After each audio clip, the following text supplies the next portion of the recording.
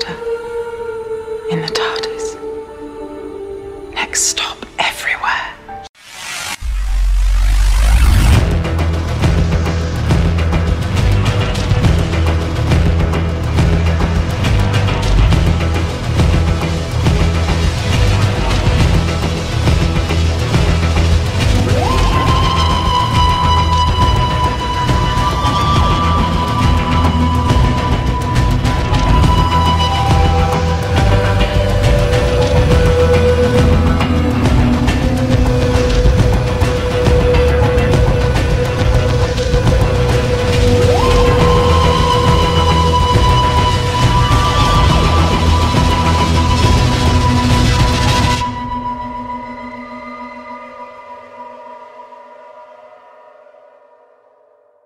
Hello again, everyone. Welcome back to Next Stop Everywhere, the Doctor Who podcast. I'm one of your co-hosts, Charles Skaggs, back in the TARDIS once again. Or not really the TARDIS, I guess. This would be more Torchwood Hub, as my wonderful co-host, Jesse Jackson, and I are going to talk Torchwood Series 1. So please, everyone, welcome my wonderful co-host, Jesse Jackson. How you doing, Jesse? I am great, Charles. You know, I love all our special companions, but it is kind of fun when we go old school and it's just you and I. Yeah. They're both equally as fun, but it was just kind of a treat, and I appreciate how you split that up and kind of mix it up. It's been a while, so I'm a little out of my rhythm. In case you can tell. Me too. Yeah. Because I'm like, oh, wait a minute, I'm supposed to introduce. Oh, wait, we don't have anybody to introduce. Yeah, exactly. Okay. Yeah. And then I, just pulling the curtain back, I shared with you right before we started, like, oh, by the way, I've been nauseous all day. Like, okay, do we need to cancel? No. Yeah. So no, I'm feeling better already. And so Jesse's playing the disabled list, everybody. So, yes. So everybody keep him in your thoughts, and hopefully. Yes. I told him if we need to bail, it's perfectly okay because, your health is important. That's more important than a podcast. So just let me know. But hopefully we can get through this and get Jesse back on the mend. Hopefully. Yeah, soon. and, Torchwood has a special place in my heart in the Doctor Who universe. So know. I'm excited that we're talking.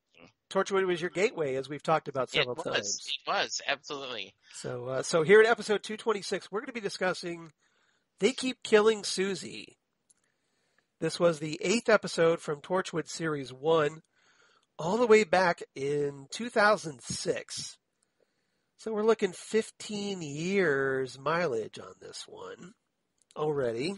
It just doesn't seem that way, Charles. Feel old yet?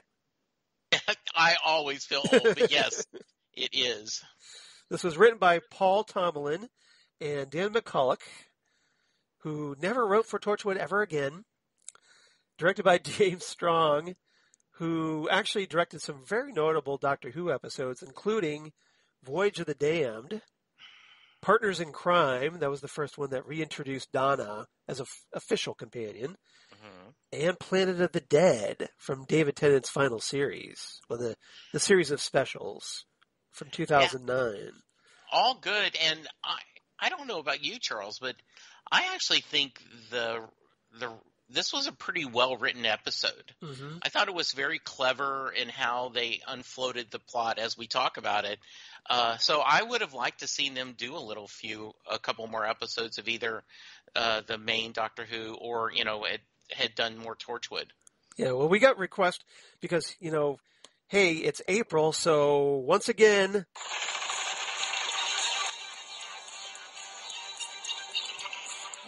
So, yes, we're redoing Torchwood Month once again here on Next Stop Everywhere. And, we got some requests to do a few other Torchwood episodes. So I was trying to fill out the month because, I needed one more episode to fill out Torchwood Month. And I thought this would be a really good episode because I really like this episode, too. I think it's a very well-written episode. It's especially, it's one of the highlights of Series 1 where you really get to kind of get a feel a little bit more of everybody's personalities. Each of the characters gets spotlighted here and there. But what I really like about this mostly is that you finally get some more backstory about Suzie Costello, the Torchwood member who essentially went a little cuckoo for Cocoa Puffs in the show's first episode, Everything Changes. And as is discussed in this story, Gwen Cooper replaces her after she kills herself and tries to kill Jack, but of course Jack can't be killed. So epic fail on that one. But Suzie, when this episode starts, is dead. But they figure out how to bring her back, at least for this episode. And it was great to get the return of Indira Varma once again as Suzie Costello. So I really that's what I wanted to talk about. I'm glad you picked her because, yes, I know that when I originally watched Torchwood, I was very disappointed that we lost Indira Varma very quickly because she's one of my – I've just liked everything that she's been in. And especially I really liked her when she was on I'm drawing a blank, but the Fox series the Human Target. That, the Human Target, right. Yeah, based on the she was DC really Comics good character. in that. Yeah. Yeah, and loosely based, but well, yes, loosely still based, very but good. yeah. Yes. Yeah. Yeah, and so I was really glad. And so then when I'm watching this and see her come back in, I'm like, oh, great. And a really clever episode about how the story unfolds.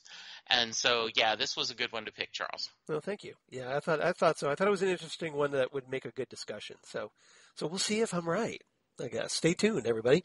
So this, of course, stars John Barrowman as Captain Jack Harkness, Eve Myles as Gwen Cooper, Bern Gorman as Owen Harper, Naoko Mori as Toshiko Sato, and Gareth David Lloyd as Yanto Jones.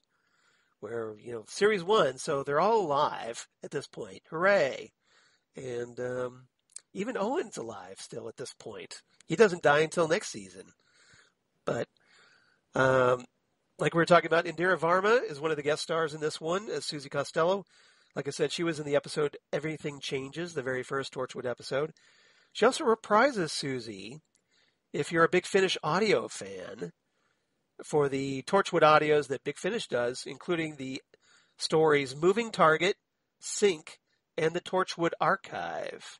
So if you want to hear more of Indira Varma as Suzie Costello, those are 3 episodes you should track down on BigFinish.com. Yeah. Oh, that sounds good. That sounds real good.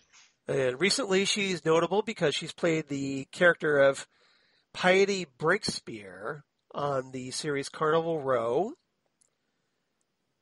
Game of Thrones fans, of course, know her as Ilaria Sand, one of the notorious Sand sisters.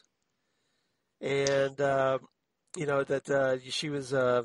she also played Niobe on HBO's Rome, had a very prominent role there. And she's going to be in the upcoming Tom Cruise movie, Mission Impossible 7. Oh, good for her. So that's a pretty big, notable role. Yeah, that is. That's at least whenever we get to go back to the theaters. But, yes. but yeah, I'm looking forward to that one. I'm a big fan of the Tom Cruise. I know Tom Cruise is, it's a sore spot with a lot of people.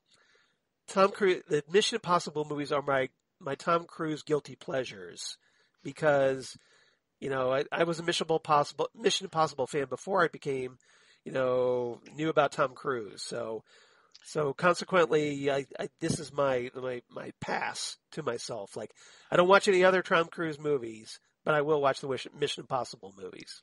So I'm a pretty big Tom Cruise fan. I like watching him and If Tomorrow Never Comes or whatever the a few summers ago, the Time Loop movie, that was actually ended up being really, really good. Bad title, but a really good film. And but yes, I agree with you. And I do think that the Mission Impossible movies, unusual, they actually kind of have an arc with the characters. Some of them, every once in a while, I'll during the lockdown last year, I kind of DVR'd all of them and watched them in a row. Mm-hmm. So I know this isn't a Mission Impossible podcast, but I want to agree with you. Those are good stuff to watch. And so I would actually do a Mission Impossible podcast. I'm a big fan because I was a fan of the original series. I caught it in the reruns. It kind of aired before I was born. So, right. But I did catch it in the reruns, and I was a huge fan of the '80s Mission Impossible TV series, the revival. Yeah. So, but we also get Yasmin Bannerman as Detective Sergeant Kathy Swanson, in this story. She's notable because she played Jabe, as in the representative from the Forest of Cheam that assisted the Ninth Doctor in the second Doctor Who story from the modern era, The End of the World. Ooh, very nice. And she also is notable to Doctor Who fans because she plays Seventh Doctor companion Ross Forrester for Big Finish in like the various they've done. The character was actually created in novels during the 90s in the wilderness years of Doctor Who, between the end of the original TV series and the 1996 TV movie. So they created some companions for the book series, The New Adventures, and Ross Forrester was one of those companions. But Big Finish decided to start adapting various novels from that series. So they cast Yasmin Bannerman as Ross Forrester, which is very cool. So she's appeared in the Big Finish novel adaptations of Damaged Goods, which was a Russell T Davies story. Also Original Sin and Cold Fusion. So if you're interested, you might want to check those out as well. And then we have an actor named Shend. Yes, Shend. One name, one word. I guess he's like Madonna or something. Yes, Elvis. Elvis. Well, Elvis had two. He's Elvis Presley, but yeah. Well, really, or he's Elvis Costello. Take your pick. Yeah. Yes. But yeah. So Donovan would be a good one as well. But Yes. He plays the character Max Tressalian, who ends up essentially he's mind controlled and kills a bunch of people, and then he gets thrown in Torchwood jail, only to help with the chaos going on there as well. So Absolutely. So that's the notable cast. I thought I'd run that down. Good deal. So trivia. The title, They Keep Killing Suzie, is a reference to an episode of The Avengers. That's the British Avengers, not the Marvel Comics Avengers, from back in the 60s. The episode was called They Keep Killing Steed. And it was originally announced as only They Keep Killing in order to conceal Suzie's death before the first broadcast of Everything Changes. That's interesting. Yep. This episode was originally planned to be an over-commission episode for use in case of emergency or as a potential second series episode. But Russell T Davies was pretty impressed with this. So he decided to go ahead and treat it as a conventional episode and have it written as such, as part of the first season. This is also intended to be the first in a line of seasonal reappearances for Suzie Costello, but Indira Varma was not available for filming for Series 2 because she was pregnant. So we would have gotten Suzie Costello in Series 2, but that didn't happen.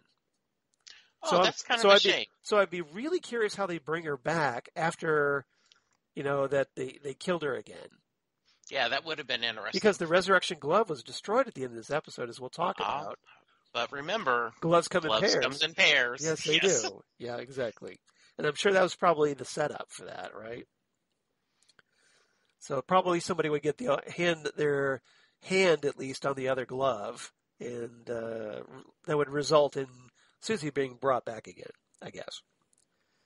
Now, Max recites the first stanza of Emily Dickinson's The Chariot, and in the quote, "Because I could not stop for death, he kindly stopped for me. The carriage held, but just ourselves, and immortality." Other Dickinson poems quoted are "Success is counted sweetest" and "My life closed twice before its close." So if you're an Emily Dickinson fan or a big poetry buff, now you know. In case Very nice. But if you're a big poetry buff, you probably already knew that. Yes. I'm guessing. So anyway, if you're like me, who isn't a poetry buff, but my wife is, you probably might find that information a little useful, I'm guessing. Another bit of trivia, Jack gives the ISBN number 0-19-860058-5 for the book of Emily Dickinson poems in this episode, but it's actually the ISBN number for the Oxford Dictionary Book of Quotations. Oh, okay. Interesting. So they gave the wrong ISBN number. I wonder if that was intentional. Suzie mentions something moving in the darkness in this episode and says that it's coming for Jack, indirectly foreshadowing Jack's confrontation with Abaddon in the Series 1 finale, End of Days. So, in case you're wondering. Good. All right. That's all the trivia I have, unless you had something else you'd like to share. I did not either. Like I said, it was good to see her back, and so I'm looking forward to talking about it. All right. So 3 topics today. Very simple story. So topic number 1, let's talk Captain Jack, and let's also talk DS Kathy Swanson. And I thought this would be a good pairing for topics because Jack, well, as we see early in the episode, his reputation has preceded him as he shows up at a crime scene where Torchwood is implicated and runs afoul of DS Kathy Swanson, who is none too impressed with his charms. And then later on, Jack has to kind of grovel a little bit for Kathy's help because Torchwood gets locked in their own base. And much to Kathy and the police department's amusement. Yeah, truly a great scene where she's got him on speaker. Okay, admit it, say it again. Yep. She was a really cool character. Very sharp, very smart. I really liked her banter back and forth with Jack. And it's often shown in these kind of series that the police are a little incompetent and our heroes are the ones that are really smart. And it wasn't the case in this case, right? She is very good at what she does. Right. Yeah, she has a little bit more on the ball in this one. And she's able to kind of keep it together. But Jack, as much as they like to act like they're a little superior to the common police of the UK, that not this time. Turns out they need the police's help because they're stuck in their own headquarters, which is not a good look at all. But pretty funny though. Yeah, and we also got a little bit of insight into Jack's concern about how many members of Torchwood they're losing. At times he can be very callous, and you see him, we're going to run out of room, and being unhappy and worried. When he and Yento were looking at the bodies in the morgue or whatever, yes. their little storage units that they have, the storage drawers, I guess, with bodies in them. Yeah, I agree. It was interesting, and I liked seeing a little more tender side of Jack, because at times he can be, being immortal, can be a little cold and callous because it's just, the nature of the years that he's lived. Yeah. So when Torchwood first arrives on the scene and they first meet Kathy Swanson, they do this DNA analysis and they confirm that the killer has compound B67 in his blood. And they realize that, compound B67, that's retcon. Their handy-dandy little amnesia pill that they use on people to make them forget that they've encountered Torchwood. So, as we know, Gwen was a victim of this in the first episode when Jack tried to discourage her from joining Torchwood. Yeah. But Gwen, as Gwen points out, this is their responsibility now because of this. So what do you make of retcon being in play here? So I thought that was an interesting that led to the clue, and then the thought, okay, are there long-term effects of using this? And we determined, there can be. I really like this clue, and then,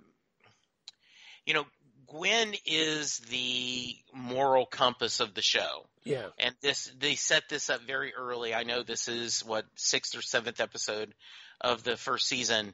And 8th, actually.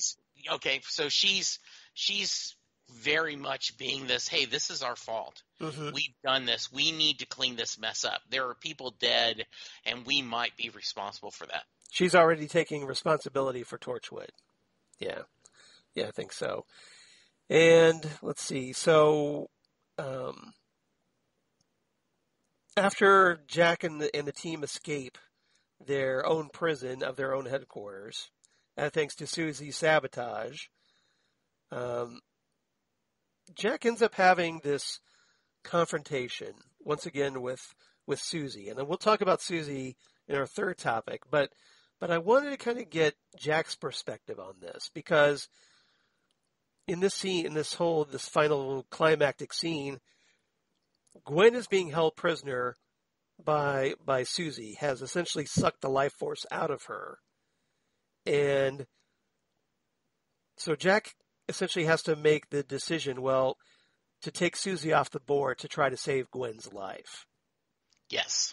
So, knowing how Jack feels about, previous comrades in Torchwood, what did you make of, do you think it was an easy decision for him, especially considering that, hey, Suzie had already tried to kill him previously in the first episode, or do you think he actually was conflicted by that?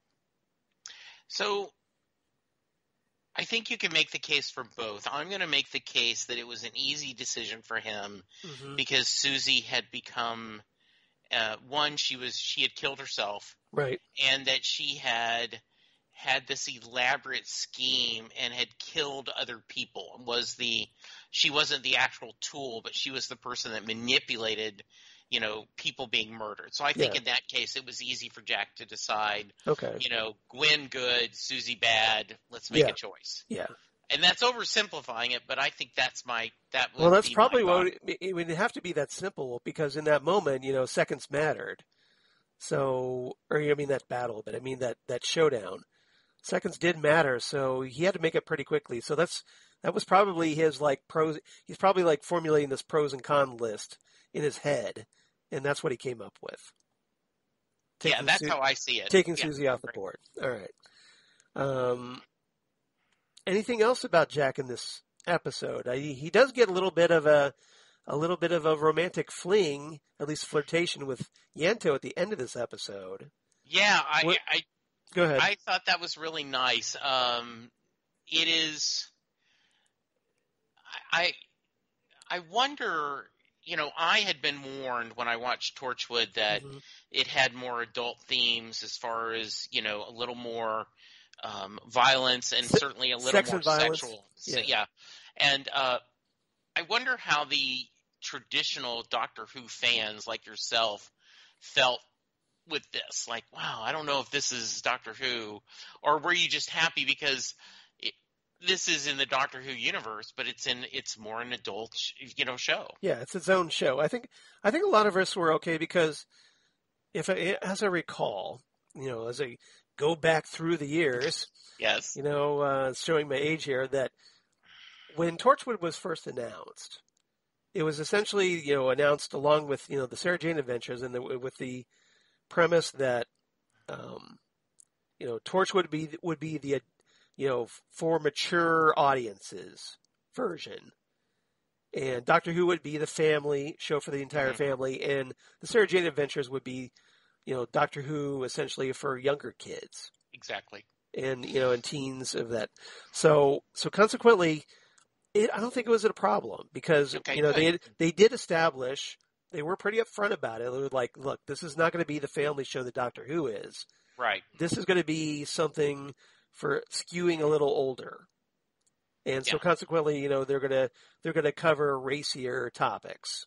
A little more sex, a little more violence. So they're kind of pushing those boundaries and not being so quote unquote family friendly like Doctor Who is.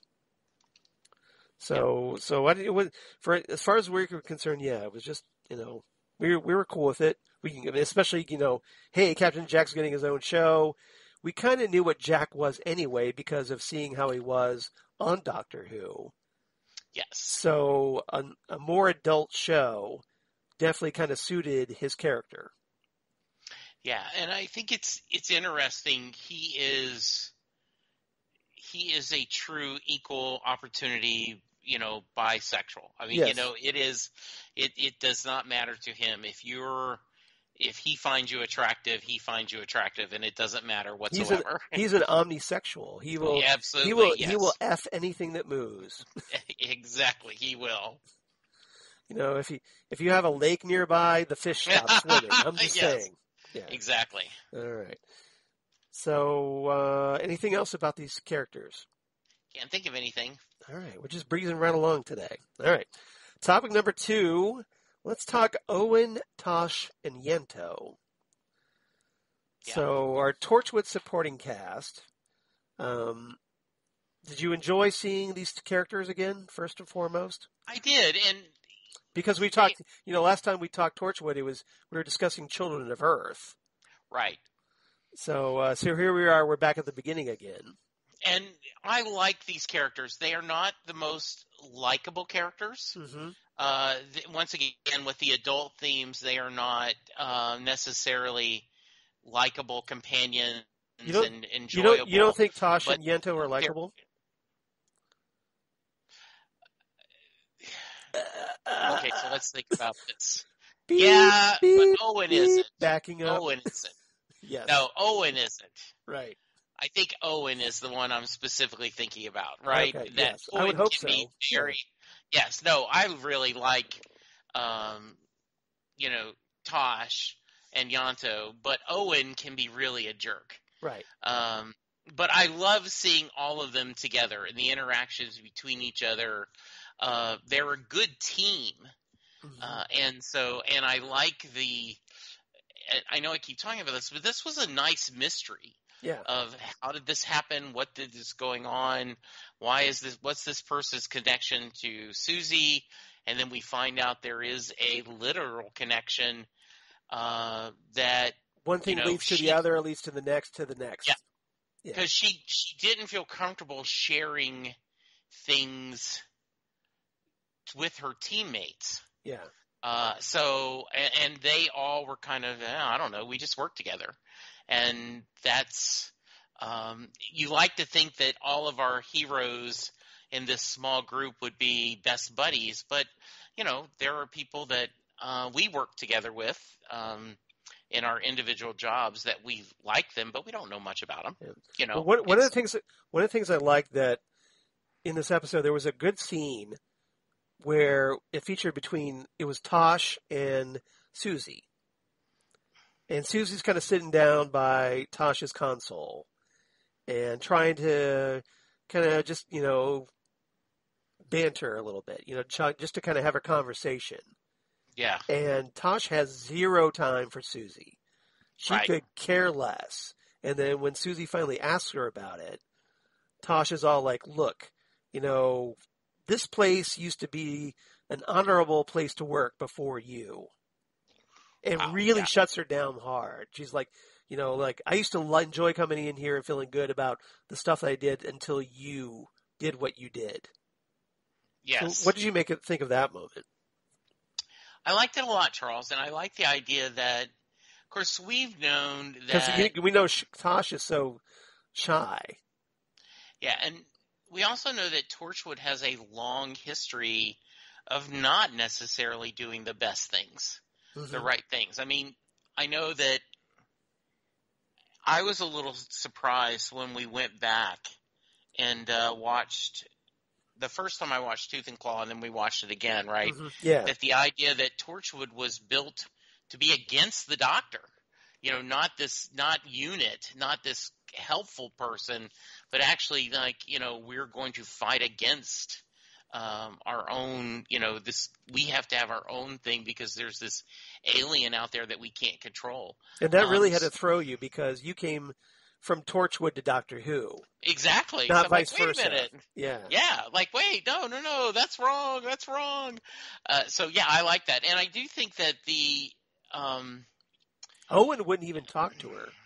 Yeah. Owen's just like, she was asking like, okay, Owen, are you there? I know you have to be around somewhere. He wouldn't respond at all. Yeah. There's this which was uncharacteristic because Owen never shuts up like me, right? Yeah. Well, I will not say that, but I will say he doesn't shut up. Yeah.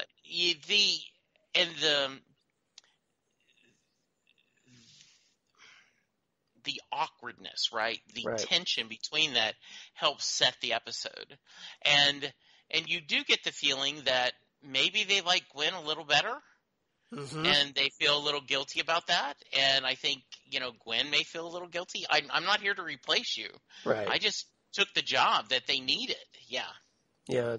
So that's interesting. I really consider that. You think they might be feeling guilty about, not just so much what Suzie did and all the horrible things she did. Yeah. That exactly. That it's just more like, well, you went nuts, killed yourself, and then we got this replacement, and we kind of like her better. That's interesting. I think that is interesting. I think that's certainly a thought, and the idea that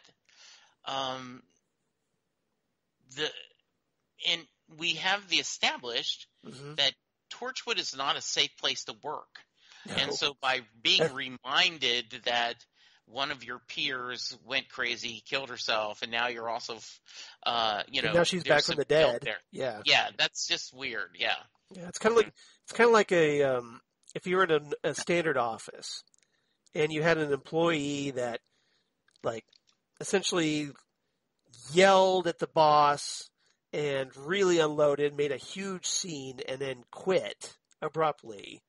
Yeah, only to like maybe 2 months later come back to the job. Mm-hmm. And just the awkwardness of that first day back. Yeah, like, okay, what's happening here? Like okay. how do I deal with this, right? Exactly. You kind of get an idea what I'm talking about a little bit. That I totally do, Charles. Yes, absolutely. Perfect. Okay, well, just kidding. I just wondered. All right, let's see what else. I guess I don't really have anything else. I did like that Toshiko helped with figuring out how to free them from Suzie's sabotage, so that essentially so they could get out of their own headquarters.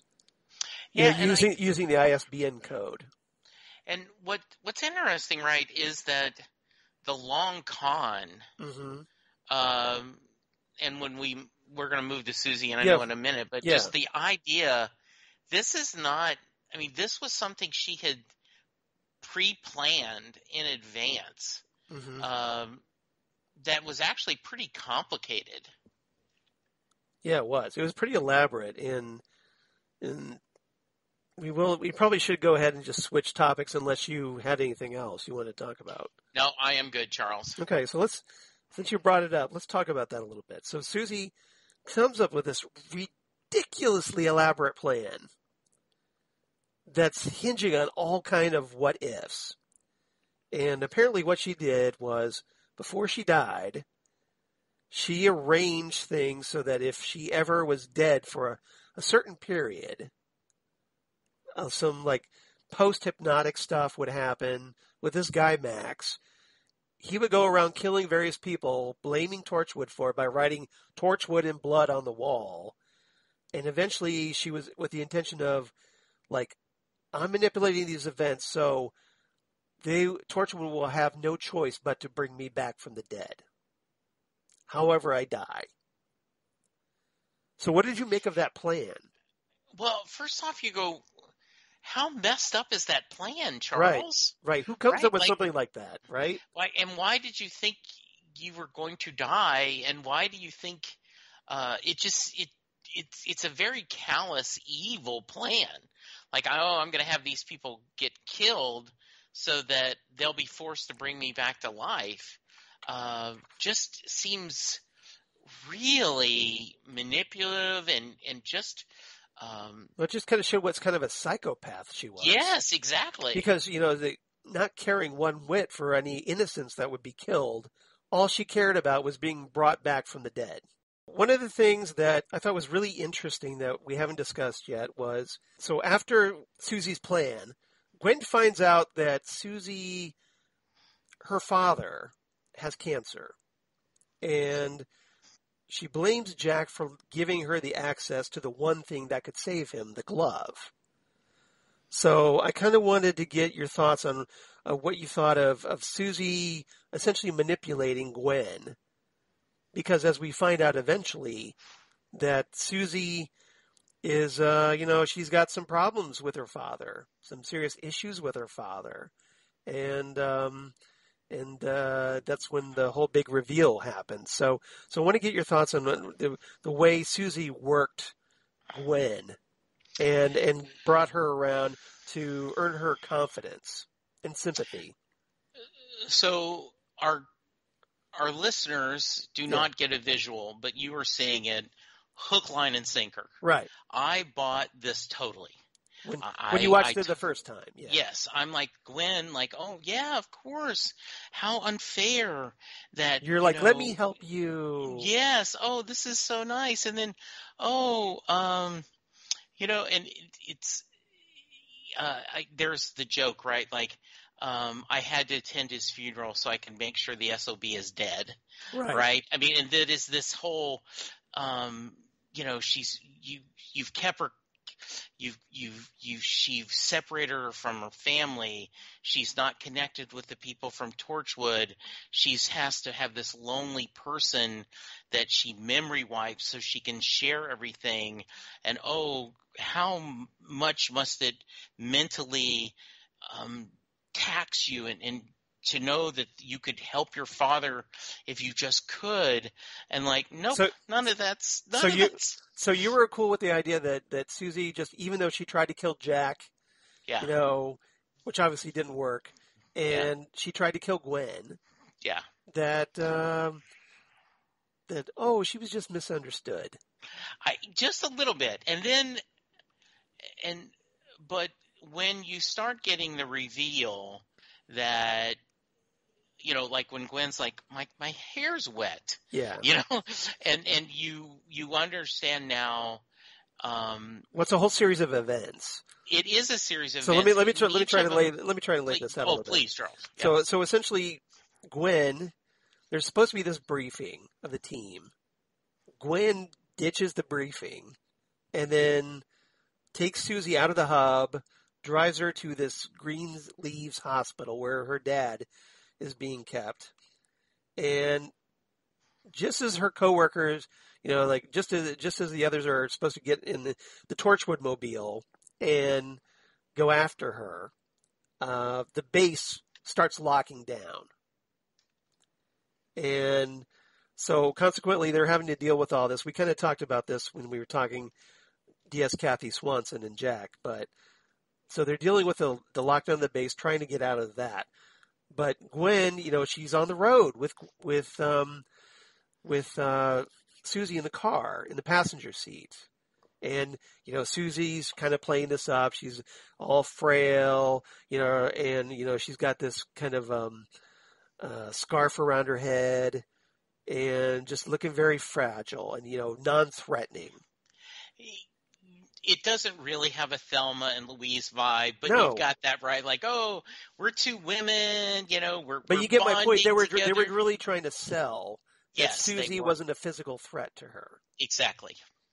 And so by the time you get to the hospital, though, like you said, Gwen starts feeling the back of her head, and she feels something kind of matted back there. And she's kind of like, what is this, syrup or something? Yeah. And then, she realizes, she pulls her hand forward and, it's blood. And then the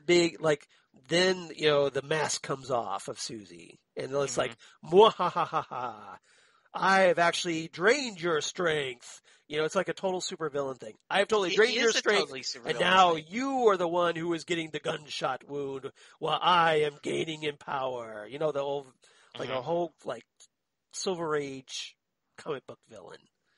Yeah. And,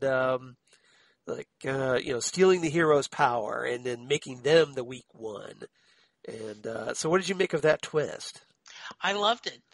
Even though you didn't see it coming. I didn't see it coming. I bought into this. I know I keep repeating myself, but this was such a well-structured story. Right. I mean, this is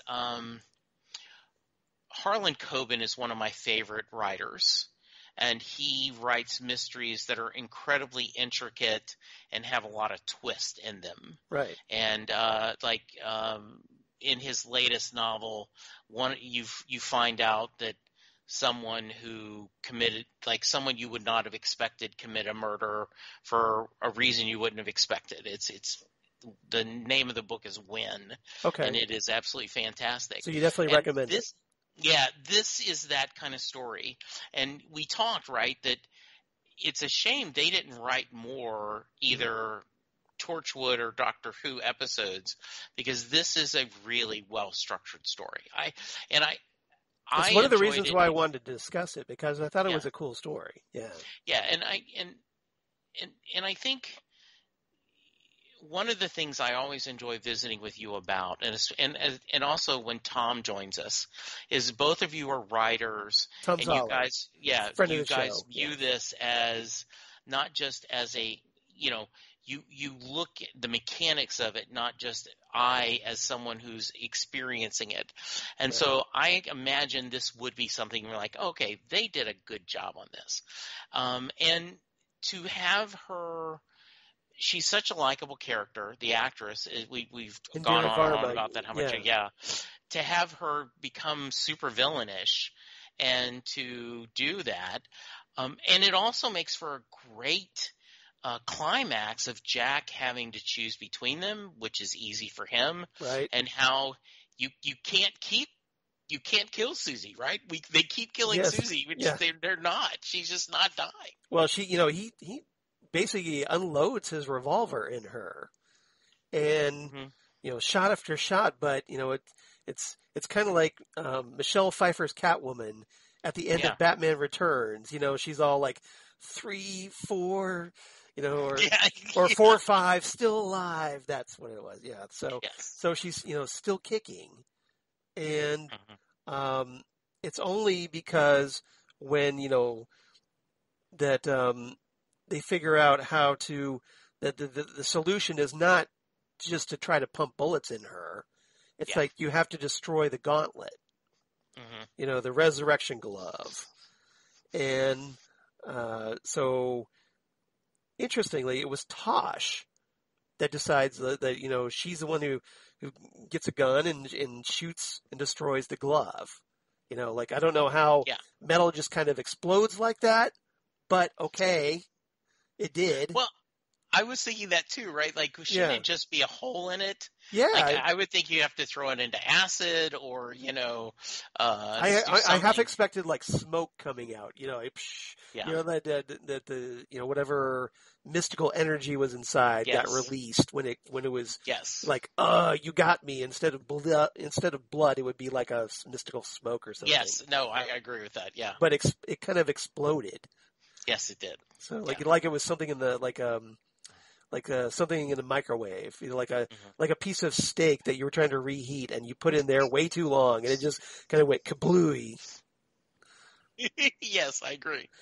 But anyway, so essentially Tosh saves the day, which I kind of enjoyed, the fact that she got to do that. Yes. And especially knowing how she felt about Suzie.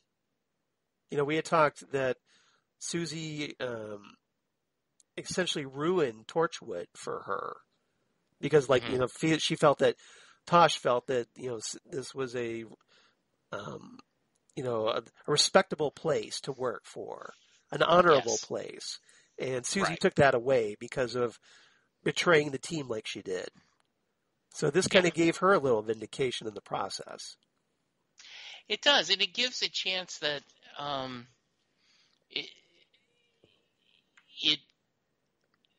shows how clever she is, shows how smart she is, and it gave for the redemption. And then, we've already talked a little bit about this, right? But gloves comes in pairs, and they had set up this where the other shoe falling or the other glove falling could have happened if they had decided to move forward. Right. Yeah, exactly.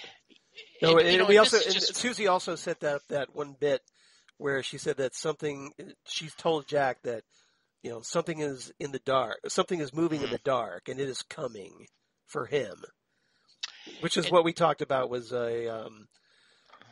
setting up that, I think it was Abaddon, that creature that we see at the end in the season 1 finale.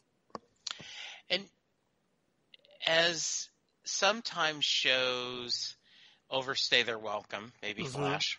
Right. This was a show that did not.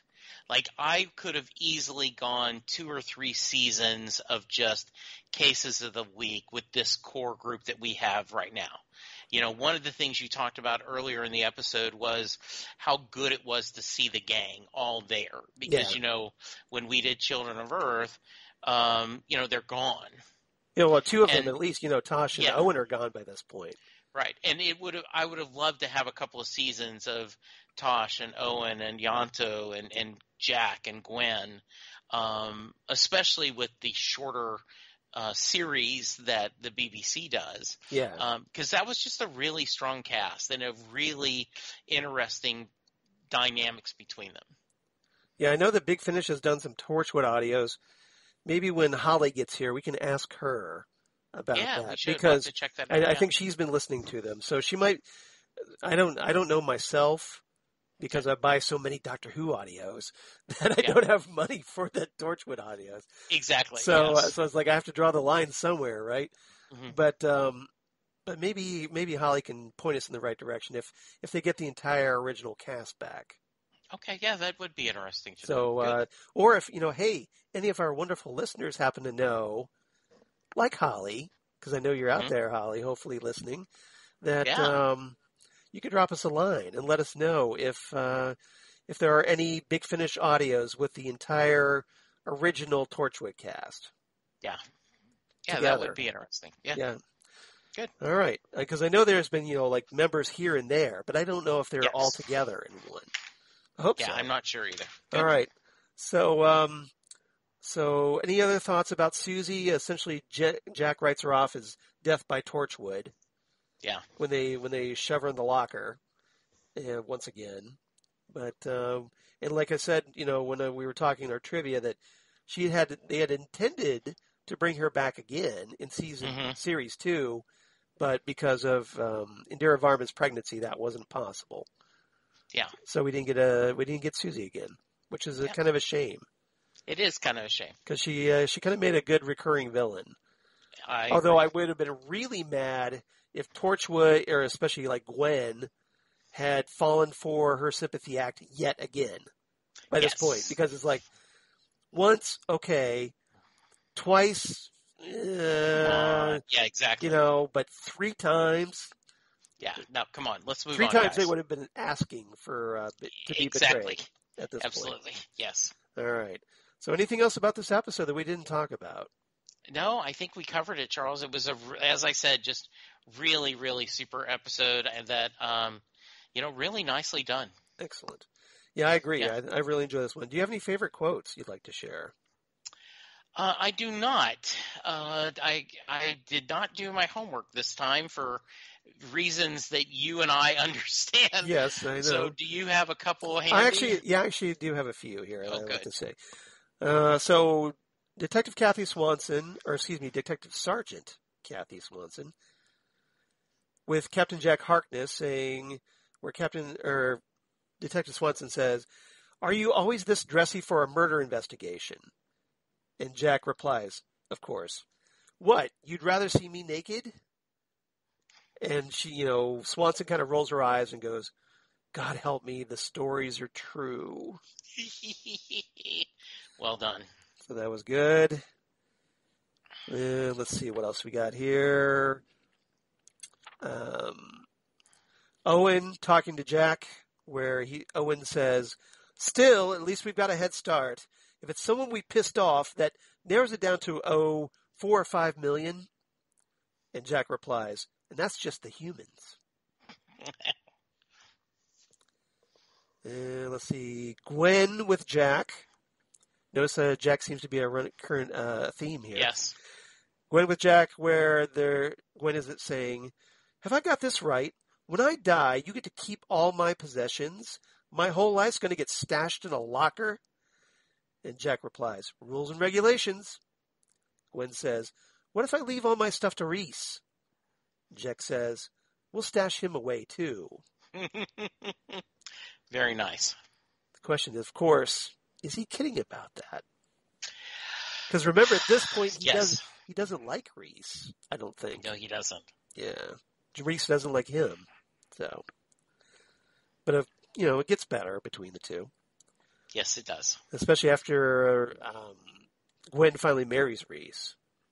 Yes. So, but we'll stay tuned. We'll talk about that. So, rating. What's your rating for this story? This was a good one. So I'm going to give it 9 out of 10 books of poetry. Excellent. Well, I like this one too. And as far as Torchwood episodes go, I think it's a pretty solid one.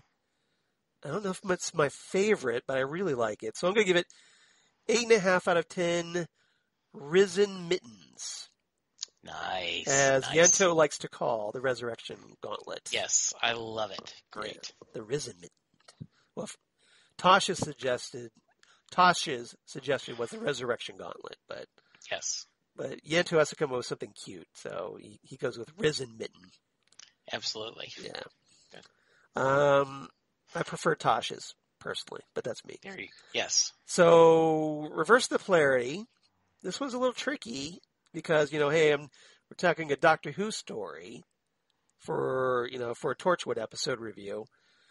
But I'm going to recommend, if you enjoyed this story, They Keep Killing Suzie, I'm going to recommend The Woman Who Lived, which was the 6th episode of Series 9 in 2015, written by Catherine Turgena.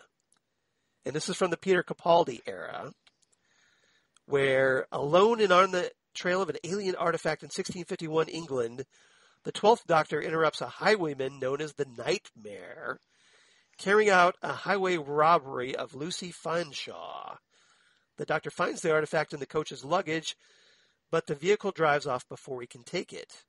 The Doctor finds that the robber is in fact a Shilder, the Viking girl he made immortal by altering a Meyer repair kit to fix human physiology.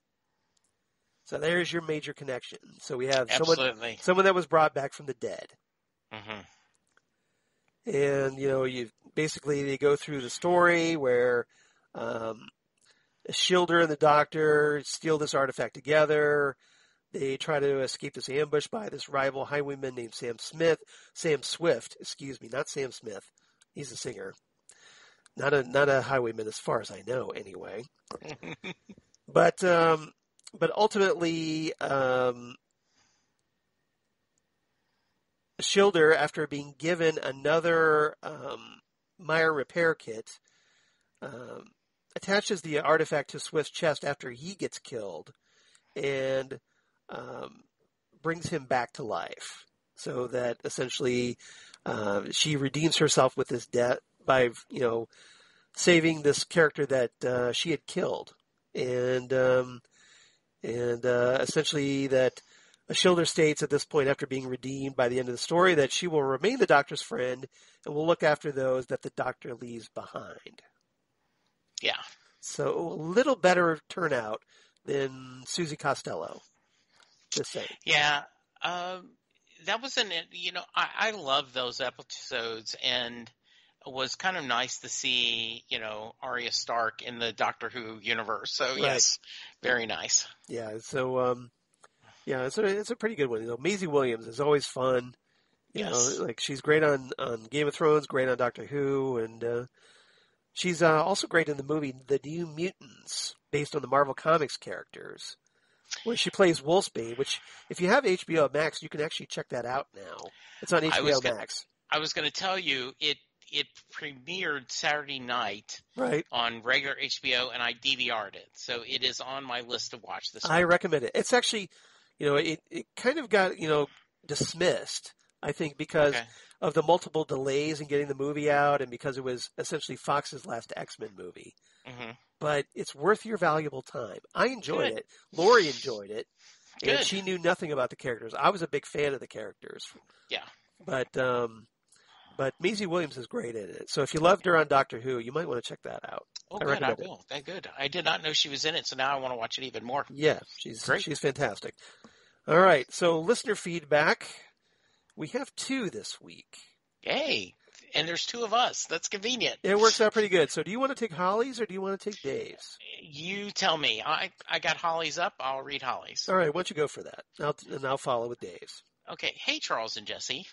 I forgot how interesting this episode is with Team Torchwood bringing back Suzie to solve a case. I don't blame Tosh for having a little bit of attitude towards Suzie and what she used the alien tech for, but then again, other members of the team have taken alien tech home and used it.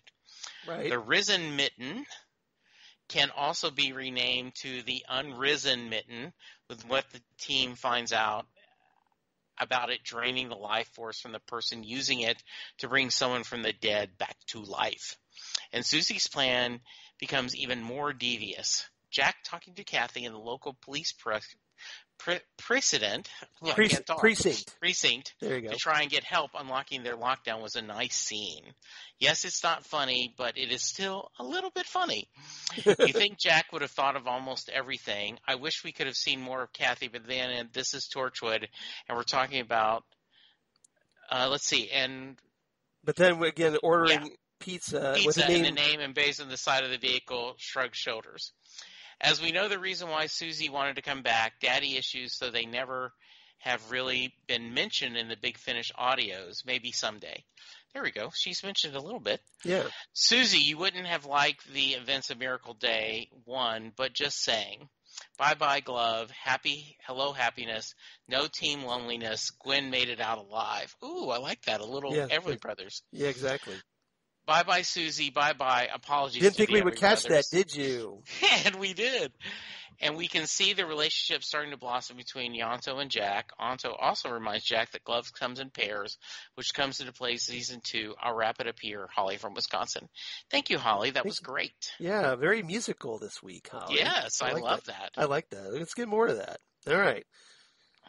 Lastly, we have Dave Proctor writing in about they keep killing Suzie. So Dave writes in, hello in the TARDIS. Stuck in Cardiff, I see. Look for an energy source.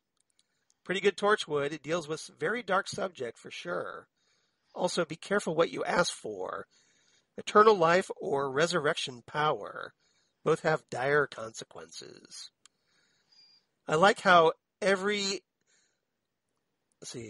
is a tough one here. So, I like how everyone is troubled. There you go.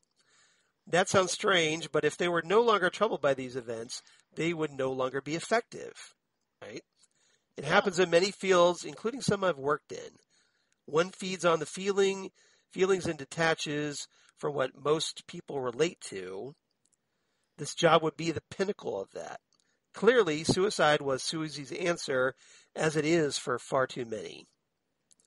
So, yes. So, we encourage you to reach out to a suicide prevention hotline.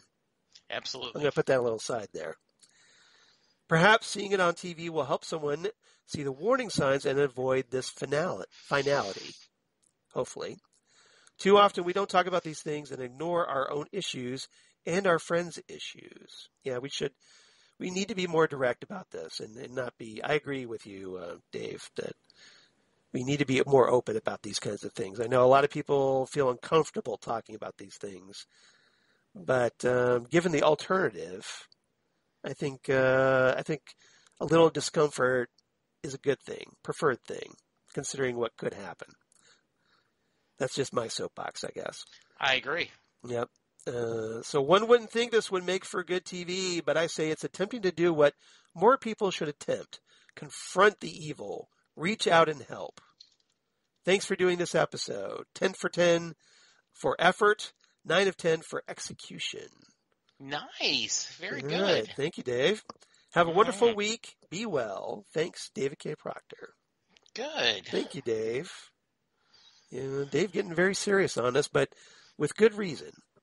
So absolutely. It's okay. We can do serious. So we can. And DJ Nick is trying to get a hold of me, so I'm cutting the instant message. Go away, Nick. I'll talk to you later. I'm busy doing a podcast here. Come on. All right. So if you want to be like Holly and Dave, and please do, write to us at Next Stop Everywhere, smg@gmail.com. That's Next Stop Everywhere, SMG at thegmail.com, or you can find us on Twitter at Next Stop SMG on Twitter. Facebook, of course, Next Stop Everywhere, the Doctor Who podcast, or Instagram at Next Stop Everywhere. You guessed it, podcast. All right. So, Jesse, where can they find you and hopefully hear more of you doing all the wonderful things that you do? So I am I am cutting back on some of my work, unlike my esteemed colleague that you will hear about Cutting in just back? a minute. What is that? I know, but I am continuing to do Set Listing Bruce twice a week, where I talk to fans of Bruce Springsteen and other musicians from around the world. I have episodes coming up where I talk to a playmate, a stand-up comedian who moved from Australia to London right when COVID hit. He's like, "Oh, I'm going to go Perfect work more." timing. Yes, exactly. Brilliant. And so some other great guests that are coming up, and so that's been a lot of fun. I am taking a break from some of the other podcasts that I have done with Charles in the past, and he's Nick sick have of been, me. He just won't admit it. He's tired of it. He and Nick have been very kind, but you are making up the slack, aren't you? You are doing a couple of podcasts. Well, someone's got to fill the void. There we go. Exactly. You've got very big shoes to fill. So we have to do our best. But it takes all of our Southgate Media Network just to there we go. just to fill your void. So all right. So but as for me, of course, at Charles Skaggs on Twitter, at Charles Skaggs on Instagram, Facebook, of course, Charles Skaggs in Hilliard, Ohio. And my blog of geeky things. Damn good coffee. And hot. Damn good coffee and hot, where I talk about all the stuff we talk about here on Next Stop Everywhere. So Doctor Who, Torchwood, the Sarah Jane Adventures, Big Finish Audios, and more. And all kinds of comic book sci-fi news of my other podcasts for Southgate Media Group, including, Hey, the Phantom Zone podcast, where right now Nick and I are on the back half of The Falcon and the Winter Soldier, which is getting more interesting by the episode. I don't know if you've been watching, Jesse, but they've been very, very good. Yeah, Wyatt Russell, who is the son of Kurt Russell and Goldie Hawn, is doing a spectacular job as John Walker, the replacement Captain America, who probably will not be Captain America for very much longer after the events of last episode. I think that's been a really interesting role and some fun discussion. And I know he's gotten a little bit of crap, but I mean, that's the story they're telling. And it's some done psychotic really fans well out there, really. Yeah. Yeah. And it's done really well that, and I think it just shows the legacy of Steve Rogers and how unique he was and how it is tougher to fill that shield than you think it would be. Yeah. I really have enjoyed the series totally. And you're listening to us, right? Yes, I am. I'm loving hearing you guys talk about it. Yes. All right, just so checking. Good stuff. Just checking. Yeah. All right. And, but yeah, as a side note, I know this isn't Fandom Zone, but Wyatt Russell is an actor playing a role. Yes. He's not trying to replace your Captain America in real life. Okay? Yeah. Because Captain America is a fictional character. Mm-hmm. Try to remember that, okay, kids? Because yes.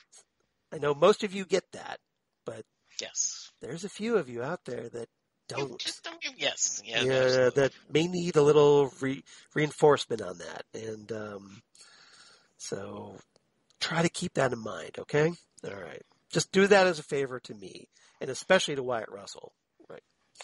But yeah, Nick and I are talking the Falcon Winter Soldier on Phantom Zone, having a ball with that.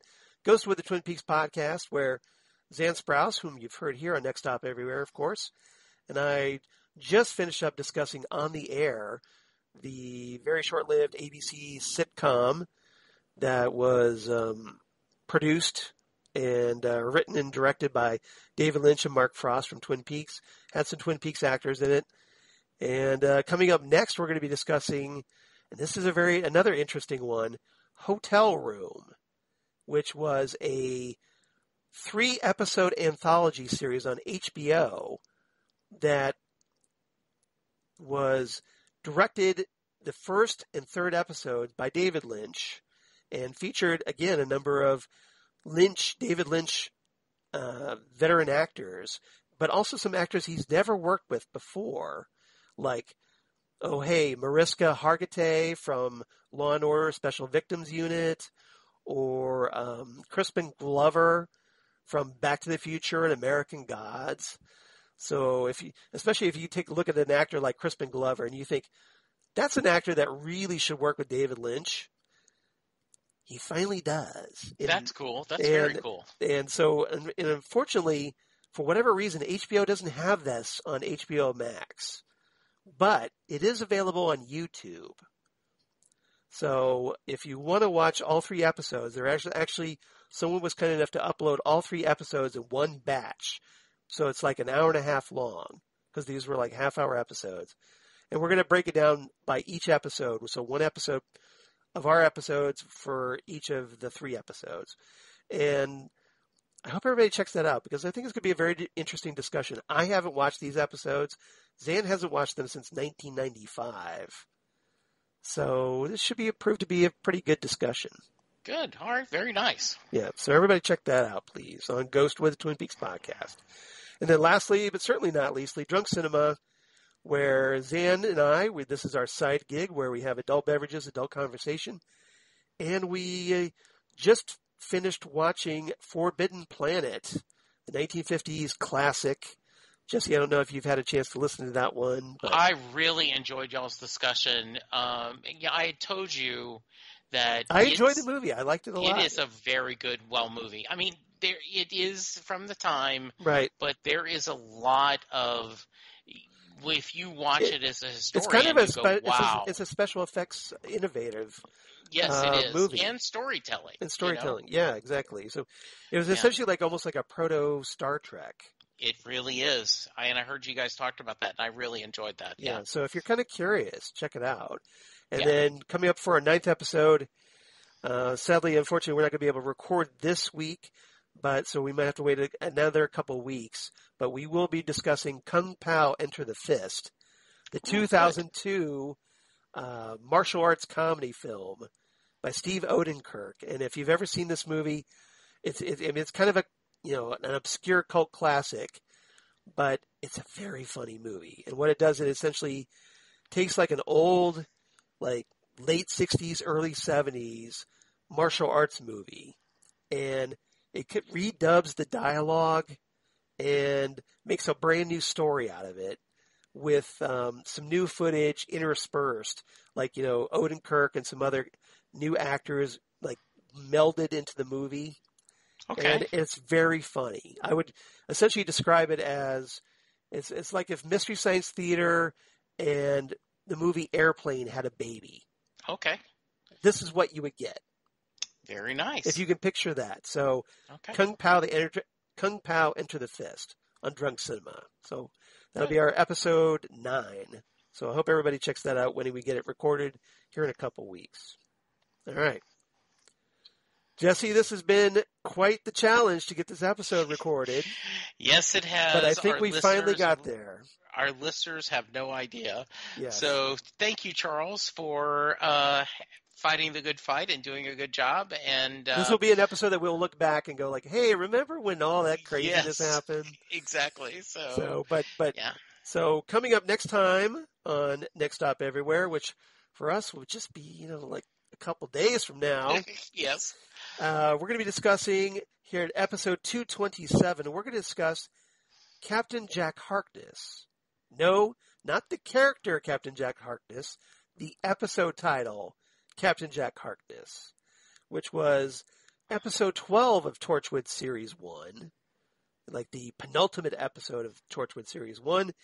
And joining us, thankfully, being once again our wonderful Torchwood expert, Holly Mack from the Fighters Fangirls podcast, returning Next Stop Everywhere. I'm very excited about this. I'm sure you are, Jesse, as well. I am. I'm excited. Yeah, that's going to be great. And so you don't have to deal with just Jesse and I talking Torchwood this time. We've got Holly making it a nice little three of us discussing this episode. So I hope everybody tunes in. So please watch this episode and then come on back for episode 227 as we discuss Captain Jack Harkness. I think it's going to be a lot of fun. So, Jesse, any final thoughts before we sign off at long last? Thank you, listeners. Thank you, Charles. And I look forward to talking to you in just a couple of days. All right. Sounds good. So, I've already watched the episode, so I'm ready for this, but I'm sure Jesse needs to do a quick rewatch of this. And everybody, thank you so much for listening. Thanks for your patience as it took us a few extra days to get this episode posted. But we had some technical difficulties. We had some health difficulties. Yes, I'll just leave it at that. And it happened not once, but twice. Yes. So thanks again for your patience. Come on back next time, episode 227, Captain Jack Harkness, with Holly Mack from the Fighters Fangirls podcast. Yours truly, Jesse Jackson. It's going to be great, right? And we'll see you next time right here on Next Stop Everywhere, the Doctor Who podcast. Goodbye, everybody. Goodbye.